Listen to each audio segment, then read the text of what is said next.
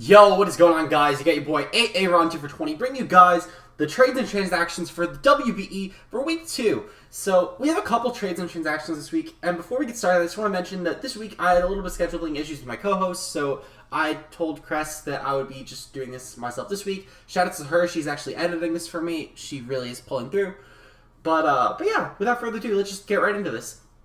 So, first up this week, we have Steve, coach of the Milwaukee Sawsbucks, and he's dropping Mega Garchomp and Kamala for Mega Swampert and Politoed. So, looking at Steve's roster, I think this is actually a great transaction for him personally. I think that Rain would actually be really terrifying with this draft. He has other mons already, like Thunderous Therian, for example, that would now be able to just spam Thunderbolts pretty easily. And even on the defensive end, he has a mon like Vaporeon that can always absorb water hits from maybe on things like Ludicolo, and other mons like Kingdra that could possibly abuse Rain and go after Steve's roster with Politoed setting it. So, on both offensive and defense end, he already has mons that could take advantage of Rain. And even then, he has other mons that can go after water types.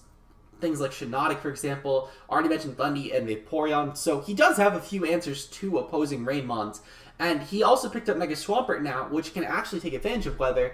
Whereas beforehand, he didn't necessarily have a Sand Setter to take advantage of the Sand Force Mega Garchomp.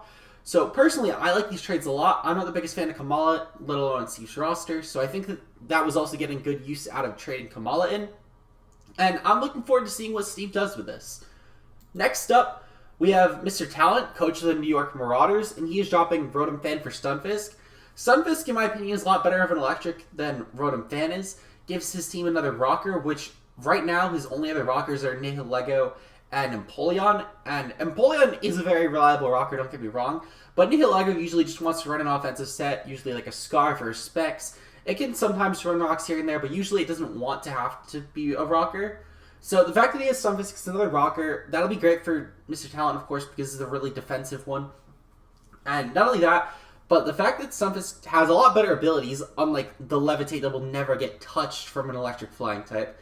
And also just a ground type, which I'm realizing now he doesn't actually have before having picked up Stunfisk. So that'll help his team a lot as well, in my opinion. Really bulky mon. He has a great Wish Pass for Mega Audino for it as well. So this will be greatly supported on his roster, especially for a Tier 5 pick. So personally, I am looking forward to seeing what he does with this. I think it'll actually put in a lot of work for him.